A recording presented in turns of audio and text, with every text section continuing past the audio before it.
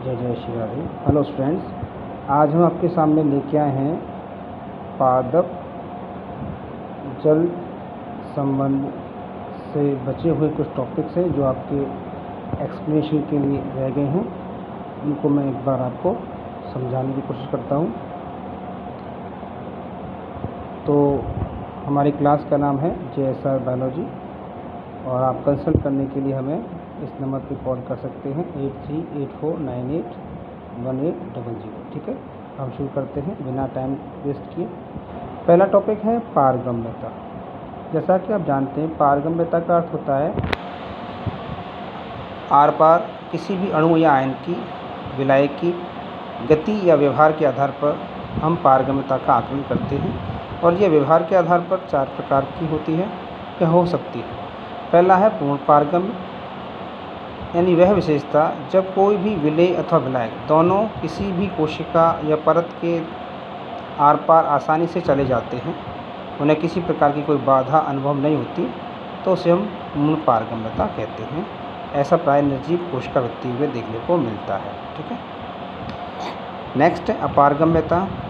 वह विशेषता जिसमें विलेय और विलायक दोनों का ही प्रवेश निषेध होता है, अर्थात दोनों के लिए प्रतिरोध का काम करती है, क्योंकि उस पर किसी प्रकार के जल रोधी पदार्थ जैसे क्यूटिकल, सुबेरिन या लिग्निन का डिपोजिशन या जमाव होने से वह वाटरप्रूफ हो जाती है और पानी की गति या अन्य अणुओं की गति के लिए वो बाधा उत्पन्न करती है।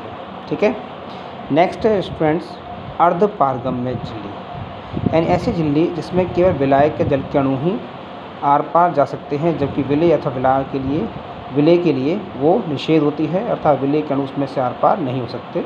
इस प्रकार की झिल्ली अर्धपारगम्य कहलाती है और अर्धपारगम्य झिल्ली के द्वारा परासरण की गति को दर्शाया जाता है। इसमें कुछ झिल्ली हैं पॉर्चमेंट झिल्ली, बकरेकाशय, सेलोफोन की झिल्ली, यानी ये झिल्ली सेलोफोन की आपको डायलिसिस में काम आती है। जहाँ डायलिसिस की क्रिया होती है वहाँ पर अर्धपारगम्य झिल्ली का ही यूज़ किया जाता है। नेक्स्ट है चयनात्मक पारगम्यता। अब चयन करना एक जीवित लक्षण होता है, इसलिए चयनात्मक पारगम्यता को एक जीवित कोशिका झिल्ली या प्लाज्मा झिल्ली द्वारा दर्शाया जाता है। इसके अनुसार वो किसी भी अणु अथवा आयन को अपनी आवश्यकता के अनुसार कोशिका के बाहर अथवा भीतर प्रवेश देती है और या मार्ग देती है। ठीक है, अब कुछ दाब हैं या बल हैं जो जल की गति के कारण कोशिकाओं में देखे जाते हैं। उनको मैं यहाँ संक्षेप में समझाने की कोशिश कर रहा हूँ, आप ध्यान दीजिएगा। पहला है परासरण दाब। तो जैसा आप समझ सकते हैं कि वह दाब जो परासरण क्रिया के दौरान उत्पन्न हो उससे परासरण दाब कह सकते हैं। इसी के परिणामस्वरूप पानी की या जल की गति होती है। तो ध्यान दीजिए, यानी कि वह न्यूनतम दाब या अधिकतम दाब जो किसी अर्धपारगम्य झिल्ली के दूसरी ओर जल अथवा विलायक के अणु को गति करने से रोकता है, अर्थात जिसमें पानी को संग्रह करने की क्षमता होती है, पानी को जो ट्रैप कर लेता है उससे परासरण दाब कहते हैं। ठीक है, स्फीत दाब सेकंड है। स्फीत दाब जब कोशिका पूर्णतः पानी से भर जाती है तो उस अवस्था को स्फीत अवस्था, और उसके द्वारा जो कोशिका भित्ति पर दाब या बल लगाया जाता है प्रतिरोध के रूप में, उसे स्फीत दाब कहते हैं। ठीक है, नेक्स्ट होता है भित्ति दाब। भित्ति दाब का मतलब है जब कोशिका पूर्णतः पानी से भर जाती है तो बचाव के रूप में कोशिका भित्ति कोशिका झिल्ली के ऊपर या प्लाज्मा झिल्ली के ऊपर एक दाब उत्पन्न करती है, जिसे भित्ति दाब कह सकते हैं। इसे संकेत के रूप में WP से दर्शाया जाता है। नेक्स्ट है बेटा विसरण दाब न्यूनता, जिसे चूषण दाब भी कहा जाता है। विसरण दाब जो है वो एक मैथमेटिकल संबंध के आधार पर समझ सकते हैं कि OP और TP यानी कि परासरण दाब और स्फीत दाब के अंतर को DPD या विसरण दाब न्यूनता कह सकते हैं। ये साल 2020 में आया हुआ प्रश्न है। तो OP मतलब परासरण दाब और स्फीत दाब मतलब TP, दोनों के अंतर को ही DPD कहते हैं। तो आप समझ सकते हैं कि जिस कोशिका की DPD जितनी ज़्यादा होती है उसे पानी की उतनी ज़्यादा आवश्यकता होती है, उसे हम कोशिका की प्यास भी कह सकते हैं सामान्यतः समझने के लिए। ठीक है, और जैसे जैसे DPD कम होता जाता है कोशिका पानी से संतृप्त हो जाती है, उसे धीरे धीरे पानी की आवश्यकता नहीं होती, और आगे जाकर जब OP का मान TP के बराबर हो जाता है तो DPD ऑटोमेटिकली 0 हो जाता है। इस समय पर कोशिका की प्यास बुझ जाती है अथवा वो पानी लेना बंद कर देती है। ठीक है, नेक्स्ट है अंतः चूषण दाब।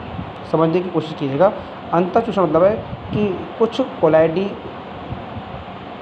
कण या अणु होते हैं जो पानी को बिना विलयन बनाए ग्रहण कर अवशोषित कर लेते हैं। यह घटना अंतःचूषण कहलाती है और अंतःचूषण के कारण जो बल या दाब उत्पन्न होता है उसे अंतःचूषण दाब कहते हैं। ये आपको कोलाइडी कणों जैसे जिलेटिन, सेलुलोज या गोंद में देखने को मिल सकता है। ठीक है, तो आपने देखा होगा बाथरूम के जो दरवाजे होते हैं वो ज़्यादातर पानी में लगातार भीगने के कारण उनकी आकृति या शेप बदल जाती है और वो फिर खुलते समय या बंद होते समय काफ़ी आवाज़ करते हैं। ठीक है, तो ये जो अंतःचूषण दाब है वो क्या करता है, ये हमें लकड़ी के फूलने के लिए उत्तरदायी होता है। प्राचीन काल में लोग इन लकड़ी के लट्ठों का उपयोग बड़ी बड़ी चट्टानों को तोड़ने के लिए करते थे। ठीक है, इसी प्रकार बीज में जो बीज चोर होते हैं वो पानी को अवशोषित करके क्रैक हो जाते हैं और उनमें बीज अंकुरण प्रारंभ हो जाता है, अब जिससे जल के लिए मार्ग खुल जाता है। नेक्स्ट है इम्पोर्टेंट टॉपिक है जल विभव। बेटा आप समझ सकते हैं जल और एक है विभव।